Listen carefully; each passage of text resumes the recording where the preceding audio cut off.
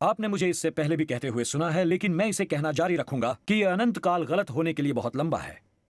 ये गलत होने के लिए बहुत लंबा है। इसलिए आज मैं आपको लैस करना चाहता हूं। मैं आपको दो चीजों से लैस करना चाहता हूं। पहला, मैं आपको किसी को मसीह की ओर ले जाने के लिए लैस करना चाहता हूं, और साथ ही साथ मैं आपको चुनौती देना चाहता हूं। यदि आप ऑनलाइन देख रहे हैं या व्यक्तिगत रूप से देख रहे हैं, मैं आपको मसीह के पास आने की चुनौती देता हूं। और यदि कभी कोई ऐसा स्थान रह गया है जिसे हमें साफ करने की जरूरत है और अपना सर्वश्रेष्ठ प्रयास करने की जरूरत है, न केवल हमारे लिए बल्कि उन लोगों के लिए जो दुनिया भर में देख रहे हैं, तो एन नया जन्म है। आज हम इसी के बारे में बात करेंगे। दोस्तों सुनिए, जरा ध्यान से सुनिए। परमेश्वर की संतान होने का वरदान बस आपके पैदा होने से नहीं आता है। इसके लिए आपको नए सिरे से जन्म लेना होगा।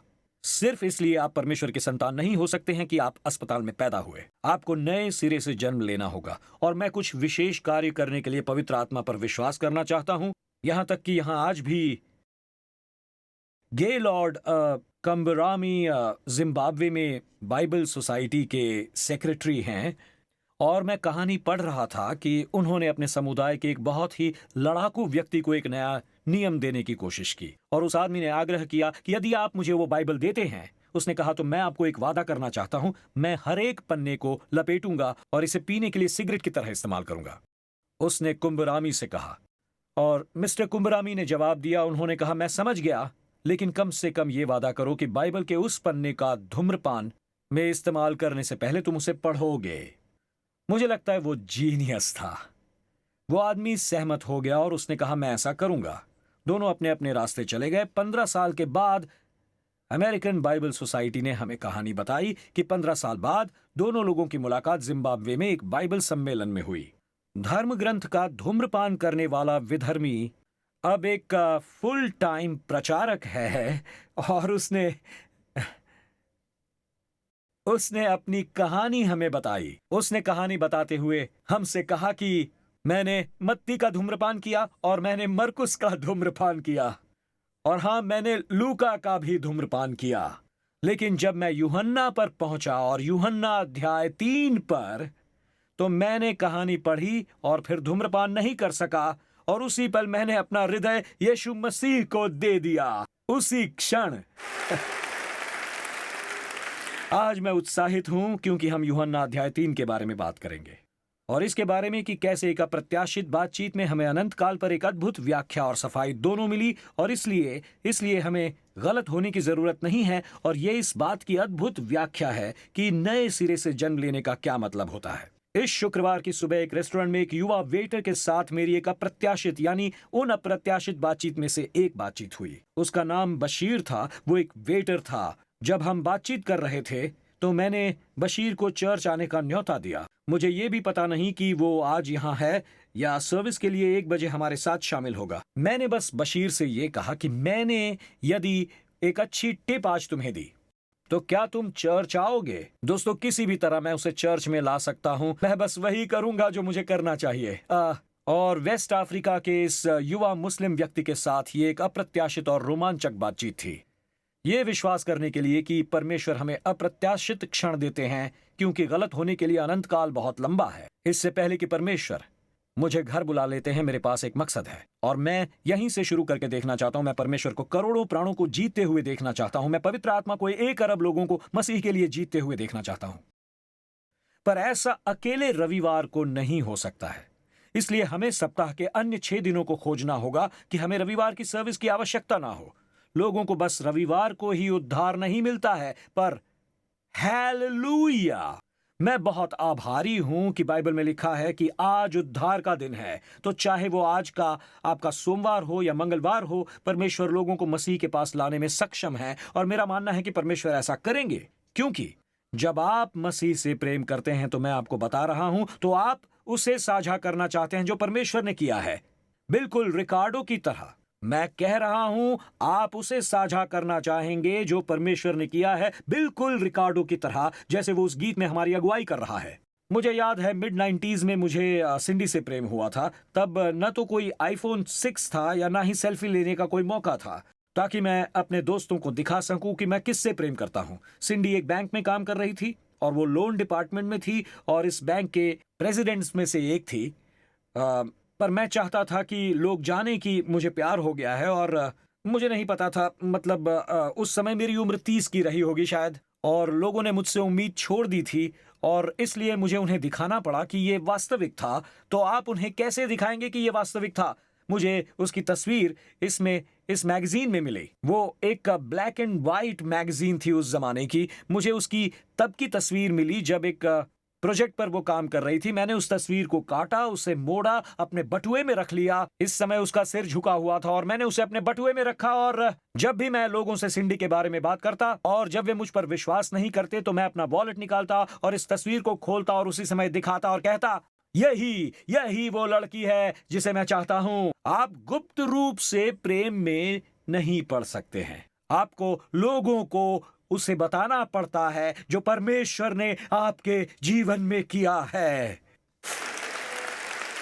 मैंने एक सज्जन से बात की। उसने कहा, मैं इस लड़की को 3 साल से डेट कर रहा हूं और हम उसे गुप्त रख रहे हैं। मैंने कहा, फिर आप प्यार नहीं करते, क्योंकि अगर आप प्यार में हैं तो आप उसे गुप्त नहीं रख सकते। क्योंकि जब आप मसीह के प्रेम में पड़ते हैं तो आप साझा करना चाहते हैं कि वो कौन है। इसीलिए मुझे 19वीं सदी के महान प्रचारक स्पर्जन ने जो कहा वो पसंद है। उसने कहा, हर एक मसीही या तो मिशनरी है या ढोंगी है। और इसीलिए मैं आपको कह रहा हूं कि यीशु से प्रेम करो तो तुम अपना मुंह बंद नहीं कर पाओगे। ये रहा मेरा प्रश्न, क्या आप किसी को जानते हैं जिसे आप चाहते हैं कि वो इस वर्ष नए सिरे से जन्म ले? कितने लोग कहेंगे हाँ? क्या आप किसी ऐसे को जानते हैं जो आप चाहते हैं कि इस वर्ष नए सिरे से जन्म ले?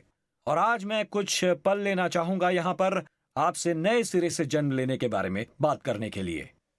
मैं आपसे नए जन्म के बारे में बात करूंगा और नए जन्म की इस बातचीत में मैं शुरू करना चाहूंगा। नए नियम में 10 अध्याय हैं जिनमें से मुझे सबसे ज्यादा लगाव है इस वचन के लिए, क्योंकि ये लूका के सुसमाचार के बीच में है, लेकिन जहां ये घटित होता है ये यहां बैठे हम सभी लोगों के लिए बहुत महत्वपूर्ण है, क्योंकि ये असल में सोमवार से लेकर शनिवार तक की बात करते हैं। ये 10 अध्याय, क्योंकि अधिकांश समय हम यीशु के बोलने के बारे में पढ़ते हैं।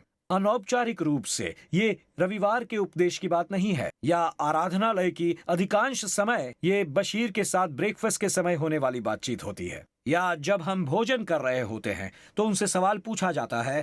पर वो एक सेक्शन जिसके बारे में मैं बात कर रहा हूं है लूका 9:51। और मैं चाहता हूं कि आप इसका स्नैपशॉट ले, क्योंकि मैं चाहता हूं आप इसे ठीक से देखें। लूका 9:51 से लूका 19:44 तक यीशु की यात्रा की कहानी कहा जाता है।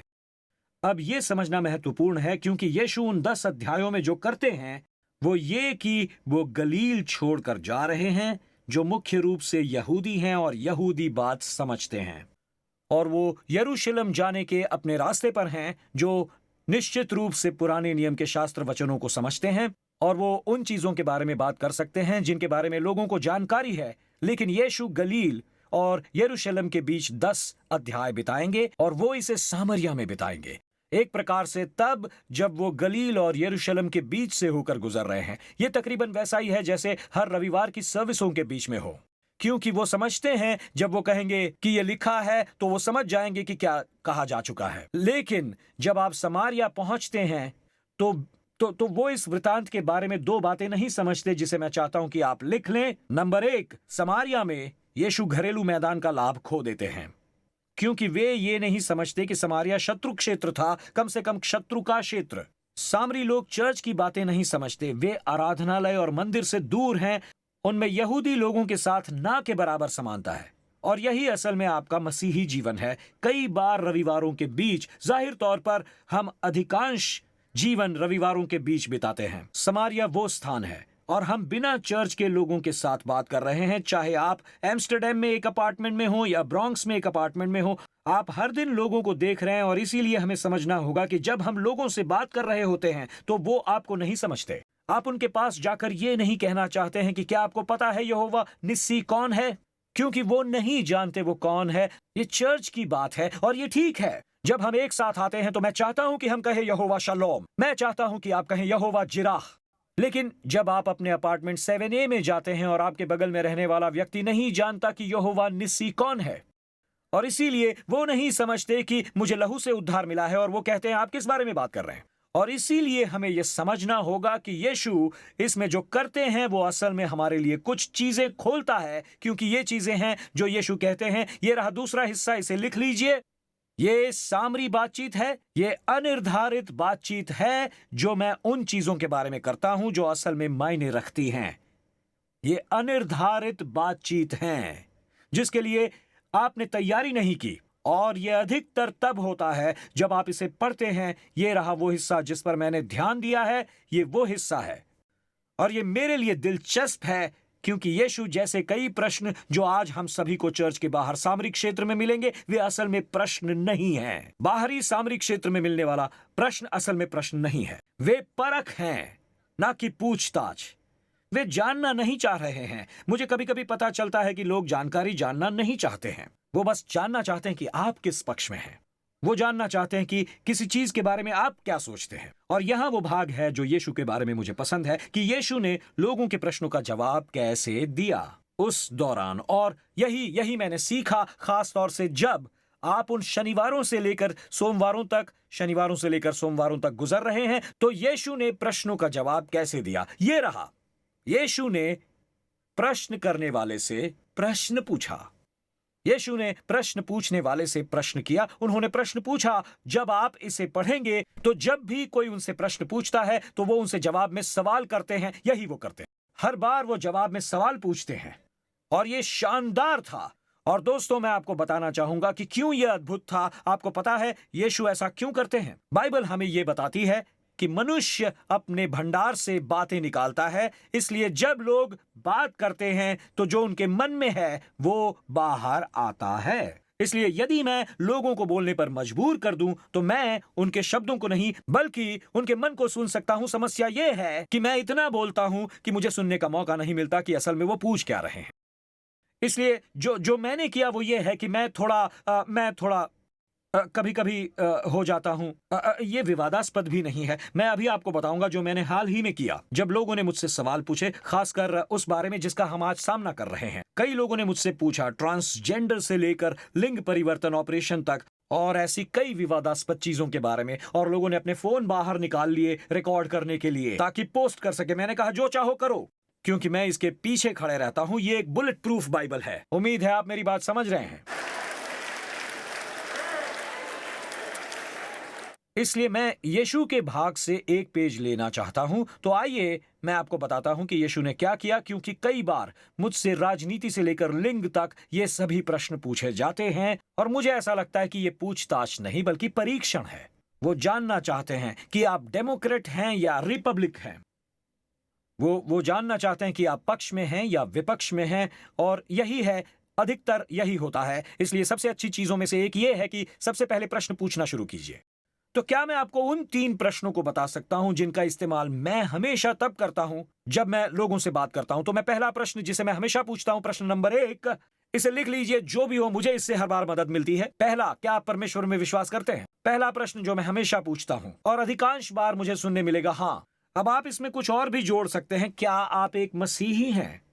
ज्यादा गहराई में जाने की जरूरत नहीं है, बस ये प्रश्न पूछिए। और फिर ये है जो मैं करता हूं, मैं प्रश्न पूछने वाले से प्रश्न पूछता हूं। अब हम सामरी नियमों की बात कर रहे हैं, ये नए जन्म की बातचीत है। फिर हम नए जन्म की ओर आगे बढ़ेंगे। दूसरा प्रश्न जो मैं हमेशा पूछता हूं वो ये कि क्या आप मानते हैं कि बाइबल परमेश्वर का वचन है? मैं वहीं से शुरुआत करता हूं क्योंकि इससे ये और भी अधिक आसान हो जाता है। यदि वो कहते हैं हाँ, बूम, मुझे समझ में आ गया। अब मुझे वो हिस्सा यहां मिला, लेकिन मैं कई बार कहूंगा कि ये 50-50 होता है। मैं कहूंगा प्रश्न नंबर 1 पर मैं संभवतः 90 के दशक में हूं, पर जब आप प्रश्न नंबर 2 पर पहुंचते हैं तो मैं 50 से 60 के दायरे में हो जाता हूं। और फिर अक्सर जब मैं पूछता हूं वो ये है, यदि बाइबल में कुछ ऐसा लिखा हो जो आपकी जीवन शैली या राय के विपरीत है तो क्या होता है? कौन जीतता है? क्या हो यदि बाइबल में कुछ ऐसा लिखा हो जो आपकी जीवन शैली या आपकी राय से विपरीत है, तो फिर तर्क में कौन जीतता है? और मैं सुनना चाहता हूं कि आपका जवाब क्या होगा। क्यों पास्टर टिम? क्योंकि ये रहा, गलत होने के लिए अनंत काल बहुत लंबा है। हमें इसे सही से समझना होगा। तो इसलिए यदि आपको मुझसे कुछ प्रश्न हो कि क्या आप मसीही हैं पास्टर टिम? बिल्कुल। क्या आप मानते हैं बाइबल परमेश्वर का वचन है? बिल्कुल। और यदि आपकी जीवन शैली या आपकी राय परमेश्वर के वचन में है, उससे विपरीत है, तो ये हर बार जीतती है। मुझे इस बात पर डटे रहना होगा, और यीशु यही करेंगे। वो हमेशा डटे रहेंगे, और ये सोमवार से शनिवार तक होगा। और परमेश्वर मुझे जो करने में मदद कर रहे हैं वो मुझे उपदेश देने में मदद कर रहे हैं। न केवल उपदेशों के लिए, तैयार होने के लिए बल्कि उन सामरी मुठभेड़ों के लिए भी तैयार कर रहे हैं जो कहते हैं परमेश्वर न केवल रविवार को मेरी मदद कीजिए बल्कि सोमवार से शनिवार तक कीजिए। सिर्फ रविवार को नहीं बल्कि सोमवार से शनिवार तक, क्योंकि यहीं हम अनेक जिंदगियों को मसीह के पास आते हुए देखेंगे। इसलिए हर एक पल मैं आपकी मदद करना चाहता हूं। एक सेकंड के लिए मैं उस पर बात करना चाहता हूं। चलिए उस नए जन्म की बातचीत के बारे में बात करें। और इस बात को शुरू करने में क्या मैं बता सकता हूं किसने मेरी सबसे ज्यादा मदद की? ये वो था जो जेल में हुआ था और यूसुफ बात कर रहा था। और मैं आपसे यूसुफ की जेल की बातचीत की मदद से नए जन्म की बातचीत शुरू करने के बारे में बात करूंगा। और मैं बस 1 मिनट में यह बता देना चाहता हूं, यूसुफ सचमुच जब उसे कैद में डाल दिया गया, वो एक तरह से समारिया की धरती पर यीशु की तरह था। जब उसे कैद में डाला गया, यूसुफ ने उन वार्तालापों में जो किया, उसने असल में मेरे सोमवार से शनिवार तक के रास्ते को खोल दिया। मैं यहाँ खड़ा हूं और मुझे उपदेश देने का मौका मिलता है। और आप कमाल के हैं। आप जो पोलैंड से, इटली से देख रहे हैं, ऑनलाइन देख रहे हैं, प्यूर्टोरिको से, बारबेडोस से, आप सहयोग करते हैं, आप हमारे साथ हैं। जब सोमवार से शनिवार तक ये बिल्कुल अलग बातचीत होती है, कोई भी आपके लिए ताली नहीं बजा रहा है और आप कह रहे हैं मैं इसे करूंगा। ये बहुत महत्वपूर्ण बातचीत है। अमेरिकी इतिहास में महान प्रचारकों में से एक D.L. मूडी का नाम आता है। और D.L. मूडी ने कहा था, मैंने अपनी सभी सभाओं की तुलना में पवित्र बातचीत के द्वारा अधिक लोगों को मसीह की ओर आकर्षित किया है। उसने कहा, मैंने अपनी सभी सभाओं की तुलना में पवित्र बातचीत के द्वारा अधिक लोगों को मसीह की ओर आकर्षित किया है उन सोमवार से शनिवार तक की बातों के द्वारा। उसने कहा कि वो एक दिन शिकागो में सड़क पर जा रहा था और एक आदमी के पास गया और उस आदमी ने पूछा कि क्या वो मसीही है। और वो सवाल पूछ रहे हैं, उस आदमी ने गुस्से में अपनी मुट्ठी उठाई और कहा, तुम अपने काम से काम रखो। और मूडी कहता है, यही मेरा काम है। और उस आदमी ने कहा, तुम निश्चय ही D.L. मूडी होंगे क्योंकि वो जानते थे, अगर उसने किसी को देखा तो वो जानता था कि सोमवार से शनिवार तक की बातचीत में जो बैठे थे वे महत्वपूर्ण थे। और मैं आज आपको चुनौती देना चाहता हूं कि केवल रविवार को भक्ति करने वाले न बने, हर दिन के उपासक बने। मैं आपको चुनौती देना चाहता हूं कि आप यीशु के बारे में केवल रविवार को ही बात ना करें बल्कि सोमवार से शनिवार तक बात करें। आप कह रहे हैं यीशु का नाम हमेशा मेरे होठों पर रहता है और मैं परमेश्वर पर कुछ करने के लिए भरोसा करना चाहता हूं। ये रहा वो जाल जिसका मैं इस्तेमाल करता हूं। यूसुफ कैद में है। उसकी मुलाकात फिरौन के दरबार के 2 लोगों से होती है। बिहान जब यूसुफ के पास अंदर गया तब उन पर दृष्टि की तो क्या देखा कि वो उदास है। तो उसने फिरौन के उन हाकिमों से पूछा जो उसके साथ उसके स्वामी के घर के उस बंदी गृह में थे कि आज तुम्हारा मुंह क्यों उदास है। और उन्होंने उससे कहा, हम दोनों ने स्वप्न देखा है। और क्या स्वप्नों के फल का कहना परमेश्वर का काम नहीं? प्लीज मुझे अपना स्वप्न बताओ। आप में से कुछ इस कहानी को जानते हैं, लेकिन मैं इसे एक पल के लिए बाहर लाना चाहता हूं, इससे पहले कि हम उस महान यूहन्ना 3 पर आएं, क्योंकि मैं चाहता हूं कि मैं आपको यूहन्ना 3 को यहाँ की कंटेंट के रूप में देना चाहता हूं। जल्दी से बता दूं, इन 3 बातों को लिख लीजिए जिसे मैंने सीखा है, और यूसुफ के लिए भी एक ग्रिड के रूप में रखिए, यानी मेरे हर एक दिन के लिए नंबर 1 है गौर से देखना, लोगों को गौर से देखना। चाहे आप चूड़ियां खरीद रहे हो या अखबार खरीद रहे हो, लोग बस जीवन भर जीवित नहीं रहते हैं। चाहे आप किसी कतार में हैं या किसी दुकान में हैं, बस आप प्रतीक्षा कर रहे हैं, लोगों को गौर से देखिए। यही यूसुफ ने किया। बाइबल में लिखा है, सुबह में जब यूसुफ आया तो उसने उन्हें गौर से देखा, लोगों को गौर से देखा कि वे क्रोधित हैं या रो रहे हैं। यीशु ने यूहन्ना 4:35 में अपने चेलों से कहा, उसने कहा, अपनी आंखें खोलकर, आंखें उठाकर खेतों पर दृष्टि डालो, वे कटने के लिए पक चुके हैं। और दोस्तों, मैं आपको बता रहा हूं, उसने मुख्य रूप से कहा, लोगों को देखो क्योंकि वो कुछ हैं। हो सकता है परमेश्वर उनके लिए आपको कुछ दें। मेरी एक दोस्त थी जिसके पास सचमुच एक वरदान था। वो एक भविष्य सूचक वरदान था कि परमेश्वर उससे कभी कभी उन लोगों के बारे में बात करते थे जिनके बारे में वो बात कर रही थी। और इसीलिए दानियल की पुस्तक मुझे पसंद है। जब दानियल सपनों की व्याख्या कर रहा था तो वो इसे किसी चर्च में नहीं कर रहा था, वो एक तरह से इसे राजनीतिक क्षेत्र में कर रहा था। और दोस्तों, वो देश के सर्वोच्च लोगों से ऐसी बातें कर रहा था जिसके लिए उसे मारा जा सकता था। वो कह रहा था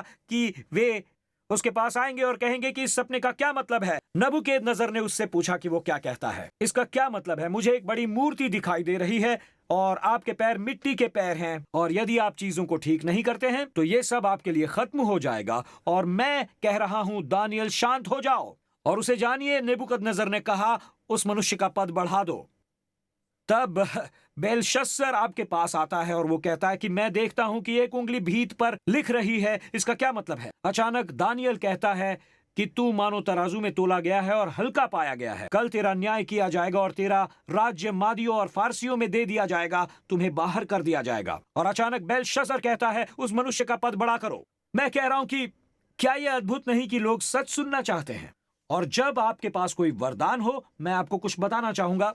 यदि आपके पास भविष्यवाणी करने का वरदान है, यदि आपके पास कोई वरदान है, कुरिन्थियों 12 और 14 में दिया गया है, ये सिर्फ चर्च की इमारत में ही नहीं किया जाना चाहिए। मतलब यदि आपके पास कोई वरदान है तो आप जहां भी जाएं, परमेश्वर को उसका इस्तेमाल करने दें, परमेश्वर को इसे पूरी तरह से व्यक्त करने दें। मैंने उस जवान महिला को देखा, उसने मुझसे कहा, और वो सुपरमार्केट में गई थी, वो अपने सामान को स्कैन कर रही थी और उसने कहा, मुझे ऐसा लगा जैसे परमेश्वर ने मुझसे कहा कि मैं आहत हूं। वो तलाक से गुजर रही थी और वो कह रही थी दूध, $3 ब्रेड। अचानक वो कहती है, हे तुम्हारा नाम क्या है? वो बस कहती है, मेरा नाम शैली है।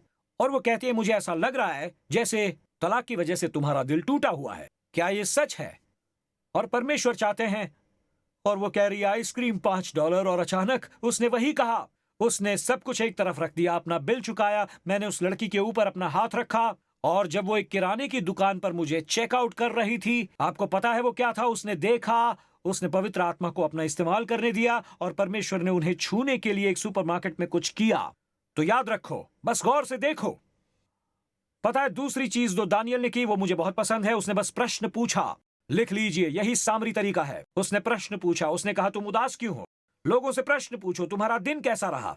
यही मैंने बशीर के साथ रेस्टोरेंट में किया। मैंने बस कहा, बताओ तुम कहां के रहने वाले हो, मुझे बताओ। और मैं बस साधारण से प्रश्न पूछ रहा था। सीरियसली भाई, तुम जहां भी हो आज खुश दिख रहे हो। आज तुम खुश क्यों दिख रहे हो? क्यों क्यों क्यों बताओ। या अरे तुम आज नाराज क्यों लग रहे हो? बताओ क्या हुआ? लोगों को बताइए कि आप उनकी परवाह करते हैं और उन पर ध्यान देते हैं। बस अपना सामान लेकर बाहर मत निकल जाइए। ये एक ऐसा पल हो सकता है कि जब आप ऐसा करते हैं जो परमेश्वर दरवाजा खोल देते हैं। और आखिरकार ऐसा तब तक नहीं हुआ जब तक कि उन लोगों ने, यूसुफ ने परमेश्वर वाला भाग नहीं जोड़ दिया। जब उन लोगों को पता चला कि उसने उन्हें देख लिया तो उसने उनसे प्रश्न पूछा। जब उन्होंने कहा, खैर हमने एक सपना देखा, तो फिर उसने एक और प्रश्न पूछा, क्या प्रश्नों के फल का कहना परमेश्वर का काम नहीं?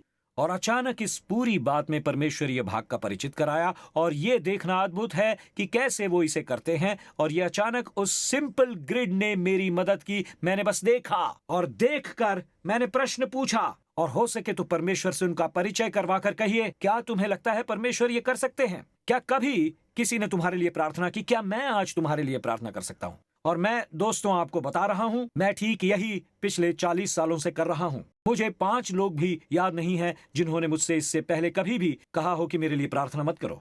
बस किसी से पूछिए, क्या मैं आपके लिए अभी प्रार्थना कर सकता हूं? क्या आप किसी ऐसे व्यक्ति को जानते हैं जिनके साथ मैंने एक अपार्टमेंट बिल्डिंग से लेकर उन सड़कों पर ऐसा किया है जहां आप कहें, क्या मैं आपके लिए प्रार्थना कर सकता हूं? मेरा दावा है वो कहेंगे हाँ। बस उसका परिचय कराना है और आपको पता भी नहीं चलेगा कि यहाँ परमेश्वर की बातचीत में ये सब क्या खोल सकता है। मतलब परमेश्वर की बातचीत। और दरअसल इसीलिए मैं चाहता हूं कि आप ये समझ लें कि हमारे लिए ये कितना महत्वपूर्ण है, और उसके लिए हम आज आपको लैस करना चाहते हैं। असल में ये एक बहुत ही महत्वपूर्ण यंत्र है। आपको पता है, ठीक यहीं आपके आर्म रेस्ट पर, यदि आप अपने आर्म रेस्ट के नीचे देखेंगे तो आपको एक QR कोड दिखाई देगा। और मैं सोच रहा था ये क्या पहेली है, ये QR कोड क्या है? ये QR कोड है जिसका अर्थ ये होता है कि यदि आप अपना फोन लें और उसे चालू करें, और सभी बुजुर्गों के लिए ये है, यदि आप अपना फोन लेकर उसे चालू करते हैं और अपना कैमरा चालू करें और इसे सामने रखें, वहां पर एक पीला बॉक्स आएगा। उस पीले बॉक्स को दबाइए और मैं आपको बताऊंगा वहां क्या दिखता है। वहां दिखता है ABC। और हम आपको प्रार्थना करने के लिए सक्षम बनाना चाहते हैं। यहाँ है A, B और C, ABC आपके फोन पर। अब यदि आप कह रहे हैं कि मैं एक बूढ़ा व्यक्ति हूं, मुझे नहीं पता कि ये कैसे काम करता है, तो यहाँ कुछ लोग ऐसे बैठे हैं जो आपकी मदद के लिए हमारे पीछे की और कार्ड्स हैं जिन्हें आप पीछे से ले सकते हैं, क्योंकि हम चाहते हैं कि आप अरबों प्राणी को जीतने के लिए अपने सोमवार से शनिवार तक लैस हों। हमें नए जन्म से परिचित होने की जरूरत है, क्योंकि यही स्वर्ग का रास्ता है। यही परमेश्वर हमसे करने के लिए कह रहे हैं। कुछ सालों पहले की ये कहानी है। उत्तरी अमेरिका, मैक्सिको में साल्टिलो जेल के 75 कैदियों ने एक गुप्त सुरंग को खोदना शुरू किया।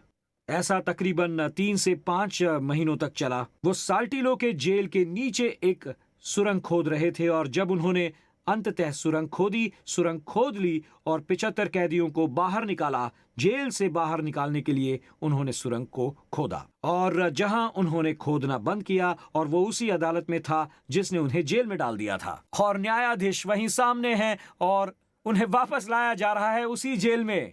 वापस जाओ, वापस जाओ, वापस जाओ। और 75 लोगों को वापस जेल में डाल दिया गया क्योंकि जो सुरंग उन्होंने खोदी थी वो उस समय की जज की मेज पर थी, जिसका मतलब ये है दोस्तों, गलत होने के लिए अनंत काल बहुत ही लंबा है और लोग खुदाई कर रहे हैं और कोई रास्ता खोजने की कोशिश कर रहे हैं और मैं आपको बता रहा हूं केवल एक ही रास्ता है जो आपको हर दूसरे तरीके से स्वर्ग ले जाएगा। आप उस समय जज की मेज पर पहुंच जाएंगे, तो हमें आज ही इसे ठीक करना होगा। मुझे नहीं लगता अन्य कोई तरीका है। जो रात के समय निकोदेमस और यीशु नाम के व्यक्ति के बीच बातचीत हुई थी, देखिए निकोदेमस गलत जगह पर खुदाई कर रहा था और बार बार न्यायाधीश के सामने गलत जगह पर आकर खड़ा हो जाता था और वो जानता था कि उसकी धार्मिक पृष्ठभूमि भी उसे वहां पहुंचाने में मदद रूप नहीं होगी। एक पल के लिए मैं आपको बताना चाहूंगा कि धर्म क्या है। धर्म वो लोग हैं जो परमेश्वर को प्रभावित करने के लिए कड़ी मेहनत कर रहे हैं। वो कोशिश कर रहे हैं कि परमेश्वर उन्हें पसंद करें और ये आदमी निकोदेमस ऐसा करने के लिए कड़ी मेहनत करने में सर्वश्रेष्ठ था। वही था जिसे वो फरीसी कहते थे। उसके पास 3 योग्यताएं थीं। वो फरीसियों का एक आदमी था। फलस्तीनी में एक समय में कभी भी 6000 से अधिक फरीसी नहीं होते थे और उनकी अपनी व्यवस्थाएं पुराने नियम की व्यवस्थाओं में जोड़ दी गई हैं। परमेश्वर ने इसे पवित्र रखने के लिए उन्हें सब्त का दिन दिया, परंतु फरीसी इसमें कुछ जोड़ देते थे। वे ऐसा करना जारी रखते थे, प्रभावित करने का प्रयास करते रहते थे। ये यहूदियों का सरदार भी था। वो उनके तथाकथित सुप्रीम कोर्ट के 70 लोगों में से एक था और बाइबल हमें बताती है कि वो इस्राएल का एक गुरु था। यीशु को अपनी पूरी सेवकाई में कभी भी उस रात की अपेक्षा इससे अधिक प्रतिष्ठित यहूदी का सामना नहीं करना पड़ा। वो भी इस तरह कि वो उसे पहचान न पाए और उसे इस बात का एहसास नहीं था कि बातचीत एक धर्म वार्ता से पुनरुद्धार वार्ता पर लौट आएगी। मैं आपके लिए पढ़ना चाहता हूं और आपको यहां लैस करना चाहता हूं और उन्हें चुनौती देना चाहता हूं जो शायद सुसमाचार के संदेश को पहली बार सुन रहे हैं कि ये कितना महत्वपूर्ण है। हमारा सदैव यानी हमारा अनंत काल इस पर निर्भर करता है कि ये बातचीत कैसी है। मैं इसे आपके लिए पढ़ना चाहूंगा। ये है यूहन्ना 3:1 से लेकर 7 तक। फरीसियों में से निकोदेमस नाम एक मनुष्य था जो यहूदियों का सरदार था। उसने रात को यीशु के पास आकर उससे कहा, हे रबी, हम जानते हैं कि तू परमेश्वर की ओर से गुरु होकर आया है, क्योंकि कोई इन चिन्हों को जो तू दिखाता है यदि परमेश्वर उसके साथ ना हो तो नहीं दिखा सकता। निकोदेमस ने उससे कहा, मनुष्य जब बूढ़ा हो गया तो क्यों कर जन्म ले सकता है? वो क्या अपनी माता के गर्भ में दूसरी बार प्रवेश करके जन्म ले सकता है? यीशु ने उत्तर दिया कि मैं तुझसे सच सच कहता हूं, जब तक कोई मनुष्य जल और आत्मा से न जन्मे तो वो परमेश्वर के राज्य में प्रवेश नहीं कर सकता। क्योंकि जो शरीर से जन्मा वो शरीर है, जो आत्मा से जन्मा वो आत्मा है। अचंभा न कर कि मैंने तुझसे कहा कि ये रहा कि तुम्हें नए सिरे से जन्म अवश्य लेना है। यीशु ने कहा कि असली जीवन नए जन्म से शुरू होता है। पहली बार हम गलत पैदा हुए थे। यीशु कह रहे थे कि हमें पहले जन्म से शारीरिक जन्म मिला है, लेकिन यीशु कह रहे थे कि हमें आत्मिक जीवन की जरूरत है, क्योंकि नए सिरे से जन्म लेना महत्वपूर्ण है। यूहन्ना 3:3 में यीशु द्वारा कहे गए वचनों से मत चूकिए। वो कहते हैं कि जब तक कोई नए सिरे से जन्म न ले, ये रहा, ये है मुख्य वचन, वो प्रवेश नहीं कर सकता। इस वचन को चूकिए मत। आप और मैं परमेश्वर के राज्य में प्रवेश नहीं कर सकते, अपनी वर्तमान स्थिति में स्वर्ग के राज्य में प्रवेश नहीं कर सकते। यही यीशु कह रहे हैं। इसलिए फिर से एक बार इसकी ओर देखिए। यूहन्ना 3:3, जब तक कोई नए सिरे से नहीं जन्म लेता वो परमेश्वर के राज्य में प्रवेश नहीं कर सकता। ये वचन मेरे लिए तुरही बजाता है। आप और मैं स्वर्ग में प्रवेश नहीं कर सकते, या हमारी वर्तमान स्थिति में हमारे साथ कुछ घटित होने की आवश्यकता है।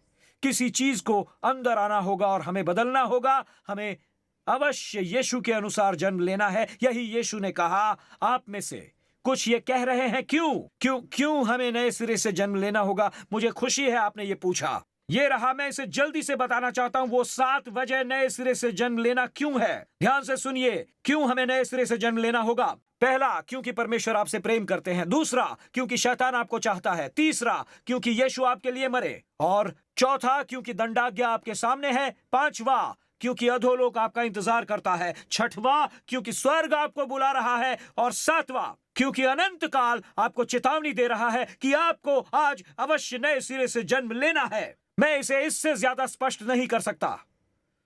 देखिए, पहली सृष्टि में परमेश्वर ने शून्य से बनाया, लेकिन नई सृष्टि में वो पापियों को पवित्र में बदल देते हैं। वो पापियों को लेते हैं और उन्हें परमेश्वर की संतान बना देते हैं। इसलिए मैं चाहता हूं कि आप 3 चीजें देखें, अनंत काल की 3 अनिवार्यताओं को। अगले 15 मिनट आप मुझे दे दीजिए। यह संभवतः सच नहीं, मैं सिर्फ 15 मिनट का समय मांगता हूं। कम से कम आप मुझे इस पर रोके रखने का प्रयास कर सकते हैं। ये रही अनंत काल की 3 अनिवार्यताएं। नंबर 1, जब रास्ता हमें स्पष्ट रूप से बताया गया है तो दूसरा रास्ता मत बनाइए। दूसरा रास्ता मत बनाइए जब रास्ता हमें स्पष्ट रूप से बताया गया है। पिछले सप्ताह टाइटैनिक सबमर्सिबल के साथ समय के खिलाफ दौड़ के रूप में दुनिया रविवार से गुरुवार तक हर दिन रोमांचित थी। जो टाइटैनिक को देखने के लिए नीचे जा रही थी, 5 लोगों की यात्रा में 1 घंटे और 45 मिनट में सारे संचार टूट गए। वो न्यू फाउंडलैंड के तट के ठीक पास से जा रहे थे। टाइटैनिक को देखने के लिए समुद्र तल में 2.5 मील नीचे जाना होगा। ये सबमर्सिबल जो कहलाती है टाइटैनिक, उसमें बैठने के लिए लोग $2.5 लाख प्रति सीट का भुगतान कर रहे हैं। इस खोज यात्रा में 1 घंटा 45 मिनट लगते हैं। सारा संपर्क टूट गया और दुनिया में हलचल मच गई। दुनिया ऊपर नीचे हो गई। उनका कहना है कि 17 बोल्टों से उन्हें बाहर से बंद कर दिया गया है और जब तक कोई दरवाजा नहीं खोल देता तब तक भागने का कोई रास्ता नहीं है। एक अरबपति वहां बैठा था, एक करोड़पति का बेटा वहां बैठा था और 5 लोगों के पास 96 घंटे थे, जबकि दुनिया सोच रही थी कि क्या होगा। हर दिन खबरें आती। कनाडा, फ्रांस, अमेरिका सभी ने मदद करने और ढूंढने के लिए अपने अपने जहाज भेजे। इन्होंने उन लोगों को बचाया जो कनेक्टिकट के आकार के क्षेत्र की खोज कर रहे थे। रोबोट और सोनार बो को समुद्र में भेज दिया गया और तब दुनिया को पता चला कि एक भयावह विस्फोट हुआ था। 2 घंटे की यात्रा के दौरान ऐसा हुआ, जिससे लगा कि टाइटन में कोई दरार आ गई है, जिससे जहाज क्षतिग्रस्त हो गया। और मैंने बस ये सोचा, जब मैं इससे भरी खबरें देख रहा था, मैंने यही सोचा कि दुनिया वहां बैठी है और कह रही है, इन लोगों के नष्ट होने से पहले घड़ी 96 घंटे की टिक टिक कर रही है। 96 घंटे तक 3 देशों को इन लोगों को बचाने की कोशिश करते हुए देख रहा हूं। और मुझे बस गुरुवार की वो सुबह याद है जब समाचार में कहा गया कि समय सीमा पार हो गई है, समय सीमा समाप्त हो गई है। और किसी को नहीं पता था कि दरार आ गई थी और किसी को नहीं पता था कि विस्फोट हुआ था। उन्हें लगा कि ये समय के विरुद्ध दौड़ है। और दोस्तों, हम किसी समुद्र में नहीं रह रहे हैं, ये वास्तविक जीवन है। हमारे पास 96 घंटे नहीं हैं, शायद 75-80 साल, ज्यादा से ज्यादा 90 साल। और ये समय के विरुद्ध एक दौड़ है, क्योंकि एक दिन आप यहां नहीं रहेंगे। एक दिन समय खत्म हो जाएगा। इसे कस दिया गया है, अनंत काल को उन 17 बोल्टों की तरह कस दिया गया है कि जब तक कोई बाहर से उन बोल्टों को नहीं खोलता, हमारे बचने की कोई संभावना नहीं है। पर हालेलुया, मानवता के लिए बचाव की योजना थी जो 2000 साल पहले हुई थी। स्वर्ग ने यीशु को नीचे आकर जो कहने के लिए भेजा, मैं कह रहा हूं, सुनिए दोस्तों, हालांकि मैं आपको बता रहा हूं समय खत्म होता जा रहा है, परमेश्वर ने हमें और सुसमाचार को बचाने के लिए अपने पुत्र को भेजा। इसलिए सुसमाचार को खुश खबर कहा जाता है। और ये रहा जो अद्भुत है, ये है जो अद्भुत है कि हम उस दुनिया को कैसे जवाब दें जो अच्छी खबर को बुरी खबर के रूप में देखती है। आपका क्या मतलब है पास्टर टिम? हमें बताइए पास्टर टिम। जिसे यीशु स्वर्ग का एक रास्ता कहते हैं, उसका समर्थन करने के कारण मसीही धर्म की आलोचना की जाती है। दोस्तों, लोग मुझसे पूछेंगे, तो आप कह रहे हैं कि यीशु स्वर्ग का एकमात्र रास्ता है? मैं हमेशा कहता हूं, नहीं, यीशु कहते हैं कि स्वर्ग का केवल एक ही रास्ता है जिसके द्वारा वो आते हैं। इसे मैंने नहीं कहा, आपकी समस्या मुझसे नहीं है, पर यह रही मेरी प्रतिक्रिया। जब लोग कहते हैं तो स्वर्ग जाने का केवल एक ही रास्ता है, मैं कहता हूं हां। पर क्या आप खुश नहीं है कि हमारे लिए स्वर्ग जाने का कोई रास्ता है? बजाय इसके कि, दोस्तों मेरी बात ध्यान से सुनिए, तो क्रोधित होने के बजाय यदि यीशु उन दरवाजों को खोल दे तो कैसा रहेगा? मैं हमेशा के लिए जीना चाहता हूं। गलत होने के लिए अनंत काल बहुत लंबा है। सुनिए, क्या हम सभी को आभारी नहीं होना चाहिए कि परमेश्वर ने पापियों के रूप में भी इसे हमारे लिए संभव बनाया है? हम कौन हैं? कौन होते हैं हम मांग करने वाले? एक पर्याप्त रास्ता नहीं है। यदि आप मैनहट्टन में किसी जलती हुई इमारत में होते तो क्या आप इमारत छोड़ने से इनकार कर देते क्योंकि वहां निकलने का एक ही रास्ता है? मैं नहीं जाऊंगा, मुझे निकलने के 3 और रास्ते चाहिए। मैं आपकी मदद कर दूं। यदि वो चीज जल रही है तो मुझे बाहर का रास्ता दिखाओ, और यदि ये संसार पतन की ओर जा रहा है तो मुझे दिखाओ कि स्वर्ग कैसे पहुंचूं, और मैं उसे अपनाऊंगा। और दोस्तों, ये रहा, आज आपके पास अवसर है, दरवाजा खुला है, उसका नाम यीशु है, और आज आप नए सिरे से जन्म ले सकते हैं। बाइबल में लिखा है, और किसी दूसरे के द्वारा उद्धार नहीं, क्योंकि स्वर्ग के नीचे मनुष्यों में और कोई दूसरा नाम नहीं दिया गया जिसके द्वारा हम उद्धार पा सकें। दूसरा कोई नाम नहीं दिया गया। एक सेकंड मेरी ओर देखिए, उसमें आपका नाम भी नहीं है। एक नाम है और उसका नाम है यीशु। नंबर 2, जिसे यीशु ने आवश्यक बताया हो उसके लिए कोई विकल्प मत बनाइए। उन्होंने कहा आपको नए सिरे से जन्म अवश्य लेना है। मैं एक ऐसे आदमी की कहानी पढ़ रहा था जो एक पुराने शहर में गाड़ी चलाकर जा रहा था। ये 2 लेन का हाईवे था। जब वो एक ग्रामीण इलाके से होकर जा रहा था तो उसकी नजर एक खुले मैदान के बीच इस पुरानी झोपड़ी पर पड़ी और वो मुस्कुरा पड़ा जब उसने उसे पढ़ा, जिसे किसी ने किनारे पर बड़े अक्षरों में स्प्रे पेंट कर दिया था, मैं तुमसे प्रेम करता हूं कैथी। उसने कहा कि कुछ सप्ताह बाद उसे उसी हाईवे से वापस जाना पड़ा और उसने देखा, वो उसी रोमांटिक संदेश को देखना चाह रहा था कि क्या हुआ उस मैसेज का। और उसने कहा कि जब वो आया तो खलिहान जला हुआ था और बड़े सफेद अक्षरों में लिखा हुआ था, इसके आगे लिखा हुआ था, मैं अभी भी तुमसे प्रेम करता हूं कैथी। लगता है जैसे कैथी ने उसे जला दिया होगा, लेकिन कोई अभी भी कैथी को संदेश पहुंचाने के लिए तैयार था, भले ही कैथी ने इसे जला दिया हो। परमेश्वर के संदर्भ में यही बात मेरे दिमाग को झकझोर देती है, क्योंकि यीशु हम तक संदेश पहुंचाने के लिए जो कुछ भी कर सकते हैं वो करेंगे, भले ही हमने हर सड़क, हर पुल, सब कुछ जला दिया हो।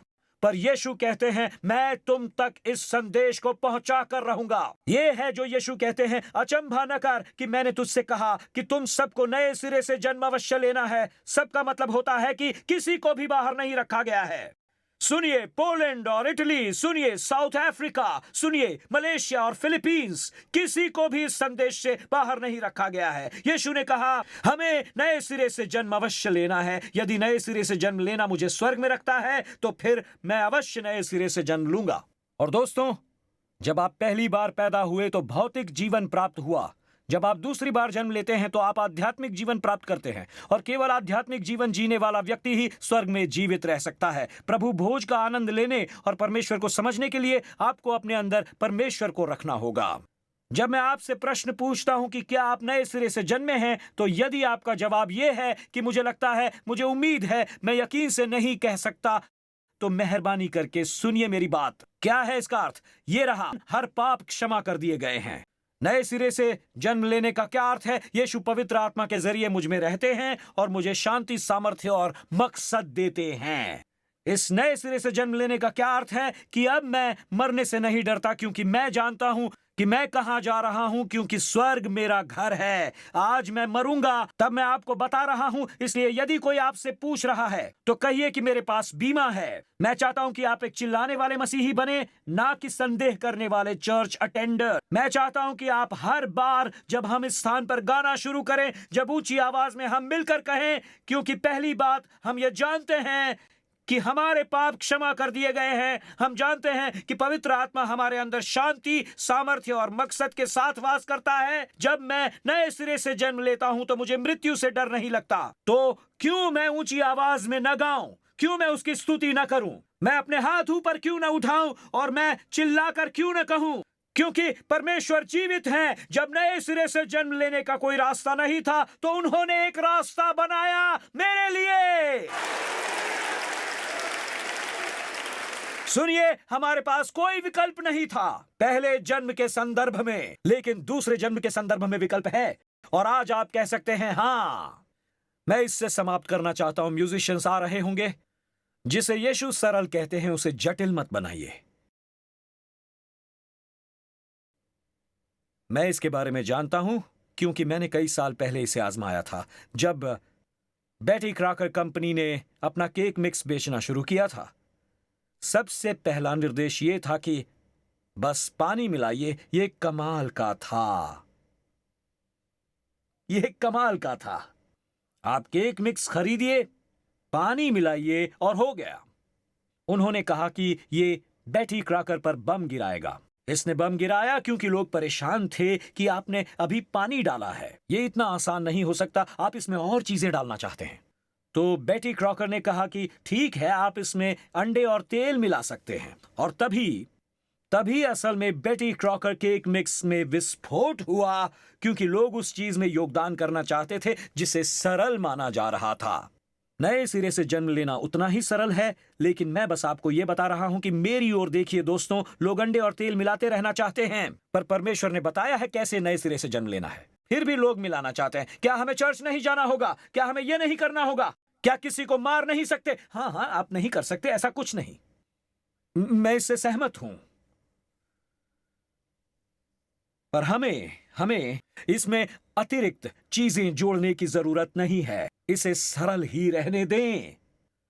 इस एक बातचीत ने हमें 25 महान वचन दिए हैं जो मानव इतिहास में कभी लिखे गए हों। उसने हमें वही दिया है। यीशु ने उस रात उस आदमी की ओर देखा और यह कहा, निकोदेमस, क्योंकि परमेश्वर ने जगत से ऐसा प्रेम किया कि अपना इकलौता पुत्र दे दिया, ताकि जो उस पर विश्वास करे नाश न होगा परंतु अनंत जीवन पाएगा। उस रात लिखे गए ये अब तक के सबसे महान वचन थे, और उस महान वचन के बीच में विश्वास महत्वपूर्ण क्षण है, क्योंकि विश्वास ही वो कब्जा है जिस पर स्वर्ग का दरवाजा खुलता है। उस वचन की ओर देखिए, महत्वपूर्ण है विश्वास, क्योंकि उसी पर स्वर्ग का दरवाजा खुलता है। गौर कीजिए विश्वास कितना महत्वपूर्ण है। यूहन्ना 3:16 में 3:16 से संबंधित वचनों में देखिए, यूहन्ना 3:15, ताकि जो कोई, इसमें क्या लिखा है, विश्वास करे उसमें अनंत जीवन पाए, क्योंकि परमेश्वर ने जगत से ऐसा प्रेम रखा कि अपना इकलौता पुत्र दे दिया। जो कोई भी, इसमें क्या लिखा है, उस पर विश्वास करे नाश ना हो परंतु अनंत जीवन पाए। जो कोई कभी भी, इसमें क्या लिखा है, उस पर विश्वास करे तो नाश ना हो परंतु अनंत जीवन पाए। क्योंकि परमेश्वर ने अपने पुत्र को जगत में इसलिए नहीं भेजा कि जगत पर दंड की आज्ञा दे, परंतु इसलिए कि जगत उसके द्वारा पाए। यीशु ने 4 वचनों में 5 बार विश्वास का इस्तेमाल किया है। 5 बार। दोस्तों, यदि आप एक 3 वाक्य बोलें और एक क्रिया को 5 बार शामिल करें तो आपको लगेगा कि आप एक बहुत महत्वपूर्ण मुद्दा है जिस पर जोर देना चाहते हैं। जैसे यदि मैं अपने बच्चों के साथ रात का खाना खा रहा था, जैसा कि मैं पिछली रात खा रहा था, और अगर मुझे अपने बच्चों से ये 3 वाक्य कहने थे तो आप मुझे बताएं कि महत्वपूर्ण हिस्सा क्या है। ओके, हमने खाना खा लिया, बच्चों खाना बढ़िया है, पर अब साफ सफाई करने का समय है। जब आप साफ सफाई करते हैं तो मम्मी डैडी सचमुच खुश होते हैं, क्योंकि सफाई करने का मतलब है आप हमारी बातों का सम्मान करते हैं। और जब आप सफाई करते हैं तो आप अपनी भूमिका निभा रहे हैं, और जब आप सफाई नहीं करते हैं तब आप मुसीबत में पड़ जाते हैं। प्रश्न है, मुख्य शब्द क्या है? साफ सफाई। इसलिए जब यीशु 5 बार विश्वास कह रहे हैं तो आप अंडे और तेल उसमें क्यों मिला रहे हैं? आप उसमें अंडे और तेल नहीं मिला सकते। यीशु ने उसे 5 बार कहा, विश्वास, विश्वास, विश्वास, विश्वास, विश्वास। इसमें और कुछ मत मिलाइए। विश्वास नाश और अनंत जीवन की राह में फोक है। जी हां, ये एक फोक है। वो इसी बारे में तो बात कर रहा था।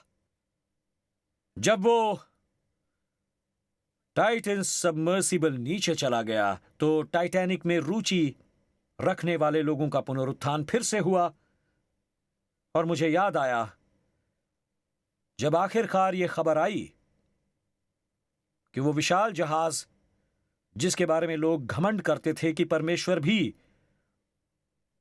उस जहाज को नहीं डुबा सकते, आखिर टेलीग्राम से पता चला कि वो डूब गया। न्यू फाउंडलैंड के पानी में 1000 से ज्यादा लोग मारे गए और जहाज पर अमीर और मशहूर लोगों के होने के बावजूद केवल 2 ही कॉलम थे जो न्यूयॉर्क शहर में भेजे गए थे, खोए हुए और वे जो बचाए गए थे। और दोस्तों, ये दोनों कॉलम आज भी मौजूद हैं। इससे कोई फर्क नहीं पड़ता चाहे आप वॉल स्ट्रीट पर काम करते हो या लंदन फाइनेंशियल डिस्ट्रिक्ट में काम करते हो, चाहे आप संयुक्त राष्ट्र में राजदूत का काम करते हो या आप कोई अभिनेता हो या चाहे आप किसी स्पोर्ट्स टीम में किसी $1 मिलियन कॉन्ट्रैक्ट को साइन करते हुए खेल रहे हो। जब बात अंत की होती है तो इसकी एक ही सूची है, खोए हुए या बचाए हुए। और आज आप सही सूची में आ सकते हैं। यह रहा जो अद्भुत है, इसे ध्यान से सुनिए। इस महत्वपूर्ण वचन को मिस मत कीजिएगा। विश्वास करना बपतिस्मा लेना नहीं है। विश्वास करना यह है कि मैंने प्रभु भोज लिया। नहीं, विश्वास कीजिए, नहीं, मैं 9000 संप्रदायों में से एक का हिस्सा हूं।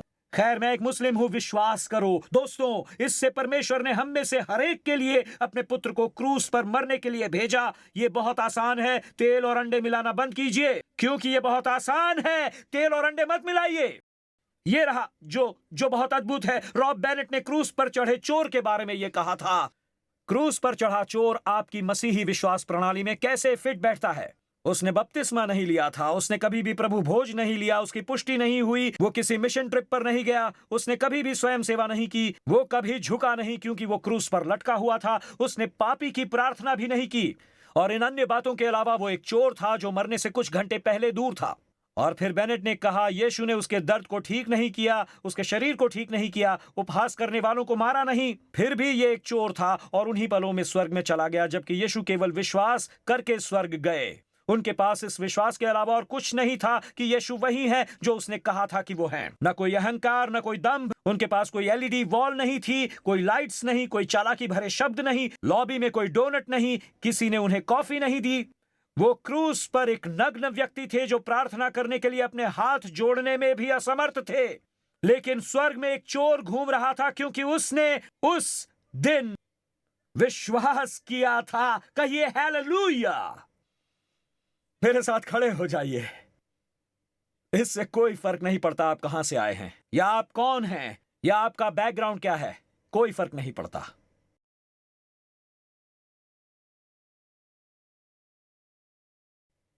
सालों पहले मैंने एक कहानी सुनी थी। एक अमीर आदमी का एक बेटा था जिससे वो बहुत प्रेम करता था, और बूढ़ा आदमी यानी पिता कला का प्रेमी था और उसने अपने बेटे से कहा कला से प्रेम करना सीखो। और क्योंकि वो धनी था, उसने और उसके बेटे ने कला के अमूल्य कार्यों के मूल्यवान निजी संग्रह को इकट्ठा करने के लिए काम किया। जब वो काफी बूढ़ा हो गया तो बेटा मरीन में शामिल हो गया और 1960 के दशक में उसे वियतनाम भेज दिया गया। वो युद्ध में मारा गया और पिता का दिल टूट गया। कलाकृतियों का कोई मतलब नहीं रहा।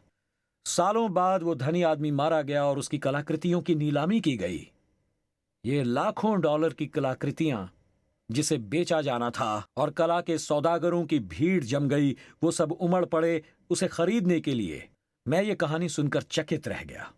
परिवार की संपत्ति संभालने वाले वकील ने भीड़ के सामने घोषणा की कि इससे पहले कि कोई कलाकृति के मूल्यवान टुकड़े यानी पिकासो, वैन गॉग या मोनेट पर आप हाथ रखें, नीलामी को सुने। और फिर उसने कहा कि मृतक के निर्देशों में है कि सबसे पहले उसके बेटे की तस्वीर की नीलामी की जानी चाहिए। वो कहता है इसलिए इससे पहले कि आप और कुछ खरीदें, आपको इसकी आवश्यकता होगी। हम नीलामीकर्ता के बेटे के पुत्र के चित्र की बोली लगाएंगे। आर्ट डीलर्स ने कंप्लेन की और फिर कहा चलो इसे खत्म करते हैं। पहले ये कर लेते हैं ताकि हम उत्कृष्ट कलाकृतियां खरीद सकें। नीलामी करने वाले ने उस पेंटिंग को उठाया और कहा, इसके $100 कौन देना चाहेगा? किसी ने हाथ नहीं उठाया। और पीछे से वियतनाम के एक सैनिक मित्र ने कहा, मैं इसके $20 दूंगा। नीलामी करने वाले ने कहा, एक बार $20, 2 बार $20, सोल्ड। और उसी क्षण वकील उठा और उसने कहा, देवियों और सज्जनों, अब कोई बोली नहीं लगेगी। मेरे क्लाइंट ने, ध्यान से सुनिए, उसने कहा कि मेरे क्लाइंट ने यह निर्देश दिए हैं कि जो कोई भी उसके बेटे की पेंटिंग खरीदेगा उसे बाकी की कलाकृतियां मिलेंगी। और अंतिम वसीयत और वसीयतनामा में ये शब्द थे कि जो कोई मेरे पुत्र को ले जाएगा उसे सब कुछ मिल जाएगा, उसे सब कुछ मिल जाएगा। जो बेटे को चुनेगा, आज बेटे को चुनिए, बेटे को चुनिए। दोस्तों, यही कारण है कि वो आया। ये नया जन्म है, ये आज आपके लिए है। आपका जीवन रूपांतरित हो सकता है। इस स्थान से जाइए मत। बंद मत कीजिए पोलैंड, इसे बंद मत कीजिए। जिम्बाब्वे, इसे बंद मत कीजिए। फिलीपींस, इंडोनेशिया, इसे बंद मत कीजिए। चीन, रूस, बंद मत कीजिए इसे। जिसे पुत्र मिला उसे ये सब कुछ मिला। आपको पुत्र मिला, आपको क्षमा मिली। आपको पुत्र मिला, आपको पवित्र आत्मा मिली। पुत्र मिला, आपको सामर्थ्य मिला। आपको पुत्र मिला, आपको जीने का मकसद मिला। आपको पुत्र मिलता है, आपको अनंत मिल जाता है। आपको पुत्र मिलता है, आपको क्षमा मिल जाती है। आपको पुत्र मिलता है। आज आप पुत्र को चुनिए। दोस्तों, मेरी बात सुनिए। यहां 51st ब्रॉडवे पर मेरी बात ध्यान से सुनिए। टाइम स्क्वायर चर्च को मत चुनिए, पुत्र को चुनिए। पुत्र को, हमें मत चुनिए। हम हर बार आपको निराश करेंगे। दोस्तों सुनिए, मुझे मत चुनिए। मेरी ओर मत देखिए कि वो मेरा पास्टर है और ये मेरा आराधनालय का जीवन है, ये मुझे उद्धार दिलाएगा, ये संगीत, ये सब, ये मुझे शांति देगा। नहीं। और अगस्टिन कहता है, हाँ तो क्या आपको पता है, ये सब जानते हैं इन सब ने क्या किया है? इन्होंने पुत्र को चुना। स्क्वायर ने पुत्र को चुना। उन्होंने कहा कि उन्होंने पुत्र को चुना। उन्होंने पुत्र को चुना। चुनिए, पुत्र को चुनिए। आज वही हमारे जीवनों को रूपांतरित करता है। दोस्तों, ठीक यहीं 51st और ब्रॉडवे शहर में कई चीजें हो रही हैं, टूरिस्ट, मार्च, सब कुछ। पर ठीक यहीं अभी गलत होने के लिए अनंत काल बहुत लंबा है। पुत्र को चुनिए। मुझे यह मत बताइए कि आप मुस्लिम हैं या यहूदी या कैथलिक हैं। बस आप पुत्र को चुनिए। ये मत कहिए मैं टाइम स्क्वायर से हूं या मैं प्रोटेस्टेंट हूं या बपतिस्मा देने वाला हूं। बस पुत्र को चुनिए और नए सिरे से जन्म लीजिए। आज नए सिरे से जन्म लीजिए। यही यीशु ने कहा। उन्होंने दरवाजों को खोला और कहा, इससे कोई फर्क नहीं पड़ता कि कितने साल, मुझे इससे फर्क नहीं पड़ता कि आज आप यहां 75 साल के हैं या 5 साल के हैं। बस हाई स्कूल जाना शुरू किया है। आप चाहे कॉलेज में जाते हो या चाहे कहीं भी जाते हो, आप चाहे कुछ भी पढ़ते हो, NYU में या कोलंबिया में पढ़ते हो, वकील या जो भी हो आप, शायद आप साउथ अफ्रीका की बेहतरीन स्कूल में पढ़ रहे हो, मैं आपको बता रहा हूं, पुत्र को चुनिए और आपको सब कुछ मिलेगा। पुत्र को लीजिए, पुत्र को लीजिए। क्या आप एक पल के लिए अपना सिर झुकाएंगे और आंखें बंद करेंगे? मैं ऐसा इसलिए इस वक्त कर रहा हूं कि इसकी एक वजह है, ताकि आप जान लीजिए कितना अहम है। आज पुत्र को चुनिए। मेरे पास कहने के लिए और कुछ नहीं है सिवाय बस पूछने के कि आज आप यहां हैं, ऑनलाइन हैं, व्यक्तिगत रूप से हैं, और आप कहें मैं नए सिरे से जन्म लेना चाहता हूं। यदि यीशु ने यही कहा तो कोई पुरुष नहीं, कोई महिला नहीं, कोई छात्र नहीं, कोई राजदूत नहीं, कोई अभिनेता नहीं, कोई एथलीट नहीं, कोई अकेली मां नहीं, कोई वॉल स्ट्रीट पर सफल व्यक्ति नहीं, कोई बिजनेसमैन नहीं, कोई प्रचारक नहीं, कोई क्वायर का सदस्य नहीं, कोई भी व्यक्ति नए सिरे से जन्म लिए बगैर परमेश्वर का राज्य नहीं देख सकता।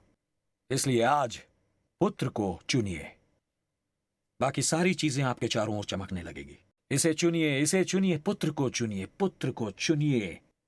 नीलामी समाप्त। पुत्र को चुनिए प्लीज। जब आप नए सिरे से जन्म ले रहे हैं, प्रार्थना करते हैं, क्या आप मेरा नाम उस प्रार्थना में शामिल करेंगे? क्या आप करेंगे? क्या आप हाथ उठाकर मेरे साथ ये कहेंगे, आज मैं पुत्र को चुनता हूं और मैं नए सिरे से जन्म लेना चाहता हूं। मैं संदेह करने वाला नहीं, चिल्लाकर कहने वाला मसीही बनूंगा। और आज मैं पुत्र को चुनता हूं। इसलिए जब हम उस पर प्रार्थना करते हैं तो मैं जानता हूं कि मैंने पुत्र को चुना है। सुनिए, बालकनी, मेन फ्लोर, और जो भी लाइट चला रहा है, मैं चाहता हूं बालकनी की लाइट थोड़ी सी धीमी कर दी जाए। मैं हर एक उठा हुआ हाथ देखना चाहता हूं। यदि आज आप यहां हैं और कहते हैं आप मुझे प्रार्थना में शामिल करेंगे पास्टर टिम, तो बिना हिचकिचाहट के कहिए। अपने हाथ ऊपर उठाकर, जितना ऊपर उठा सकते हैं उठाइए, अपने हाथ ऊपर उठाइए और कहिए। चलिए, मैं देखना चाहता हूं। वहां वहां वहां वहां, ऊपर ऊपर, वहां बालकनी बालकनी बालकनी बालकनी, ऊपर उस तरफ, वहां पीछे जो लोग बैठे हैं वो, वहां वहां balcony balcony balcony balcony balcony, वहां। वाह, क्या बात है, ये देखकर अच्छा लग रहा है। मैं बस एक चीज पूछना चाहता हूं। मैं इसे करना चाहूंगा। मेरे पास अभी 5 मिनट और हैं। 11:56 हो रहे हैं। और सुनिए, मैं इस पल को लूंगा जिसे मैं ले सकता हूं यदि आप अपने हाथ ऊपर हवा में रखेंगे और निडर होकर मेरे साथ जुड़ेंगे। आपके पास ऐसे लोग हैं जो हाथ ऊपर उठाए खड़े हैं, वहां वहां वहां वहां ऊपर बालकनी में, बालकनी बालकनी बालकनी। अपनी सीट से उठिए और सीधे चलकर यहां आइए, मेरे सामने आ जाइए। आइए, मेरे पास आइए, चलकर आइए, आइए आइए, डरिए मत, आइए बिना घबराए, आइए, चलकर आइए, आ जाइए जनाब, आप आइए, आइए। बालकनी वाले, हम आपका इंतजार करेंगे। आप नीचे उतर कर आइए। आप सब हमारे साथ आज जुड़ने वाले हैं और मैं बहुत उत्साहित हूं परमेश्वर हमारे साथ जो करने वाले हैं उसको लेकर। आप मेरे साथ जुड़िए, चलिए, अपनी सीट से उठिए, वहां वहां, और नीचे आइए, यहां मेरे सामने आकर खड़े हो जाइए। आज का ये दिन उद्धार करने वाला दिन बनने वाला है हम सब के लिए। और पता है ऐसा क्यों? क्योंकि हम पुत्र को चुन रहे हैं। आप पुत्र को चुन रहे हैं, आप पुत्र को चुन रहे हैं। आज आपने पुत्र को चुना, आपने पुत्र को चुना, आपने पुत्र को चुना। मैं बता रहा हूं, आज परमेश्वर आपके अंदर कुछ खास करेंगे। बालकनी वाले आ जाइए जल्दी, और हम सब मिलकर प्रार्थना करेंगे। यही वो है जो मुझे उत्साहित करता है। ये सब इसी के बारे में है। आपका पहला जन्म, आपके पहले जन्म ने इसे मुमकिन बनाया कि आज आप दूसरा जन्म पा सकें। आज परमेश्वर आपके अंदर कुछ करने वाले हैं। वो जो बालकनी से नीचे आ रहे हैं, हम उनका इंतजार कर रहे हैं। जल्दी जल्दी आ जाइए, चलिए, आपका इंतजार हो रहा है, जल्दी आइए। Come on sir, come on ma'am, जल्दी आइए, आपका इंतजार हो रहा है। कम ऑन, आप सब यहां आ जाइए। ये सब इसी के बारे में है, ये सब इसी के बारे में है। चलिए भी, ये है क्या वो जो परमेश्वर कर रहे हैं। स्वीट हार्ट, वो आंसू, ये आपके लिए नया दिन होगा। आज आप बिल्कुल नए होंगे परमेश्वर की नजर में। यीशु परमेश्वर आज आपको यहां लेकर आए हैं। वो आंसू परमेश्वर हैं जो बिल्कुल नया करने वाले हैं आपके जीवन में। और परमेश्वर जो करेंगे, मैं उसके लिए बहुत उत्साहित हूं। आ रहे हैं, और भी लोग आ रहे हैं। आइए आइए, जल्दी आइए, हम इंतजार करेंगे। परमेश्वर इसे करेंगे। आज उद्धार का दिन है, आज उद्धार का दिन है, आज उद्धार का दिन है, आज उद्धार का दिन है। जी हां, आज उद्धार का दिन है। हालेलुया। वे हमेशा कहते हैं, मैं बस कहना चाहूंगा और ये कहना चाहता हूं। अगर आपने हाथ नहीं उठाए तो आप ये नहीं करना चाहते हैं, उठिए, अपनी सीट से उठिए और यहां आइए, आगे आइए। देखना चाहता हूं मैं, चलिए, उठिए, ऊपर बालकनी में उठिए अपनी सीट से और यहां मेरे सामने आकर खड़े हो जाइए। ये कोई गेम नहीं चल रहा। हम आपके लिए ताली बजाएंगे क्योंकि आज आपने बहुत ही बड़ा फैसला किया है। चलिए मॉम, आ जाइए। और ये वो खास दिन है जब परमेश्वर आपके जीवन में कुछ करेंगे। बस आ जाइए, परमेश्वर करेंगे इसे, परमेश्वर करेंगे इसे, परमेश्वर करेंगे इसे, इसी समय करेंगे, परमेश्वर इसे जरूर करेंगे। और इसलिए मैं बड़ी दृढ़ता से महसूस करता हूं कि यह उद्धार का दिन है। परमेश्वर करेंगे। जब भी हम 10 बजे की सर्विस में आते हैं तो ऐसा लगता है जैसे सभी को 1 बजे उद्धार मिलने वाला है। मैंने सही कहा ना? और इसलिए आपका 10 बजे की सर्विस में उद्धार नहीं किया जाना चाहिए, क्योंकि आपके साथ ये होना चाहिए, क्योंकि आपके जीवन में परमेश्वर कुछ बहुत ही खास कर रहे हैं और वो आज ही का दिन है। मैं उत्साहित हूं।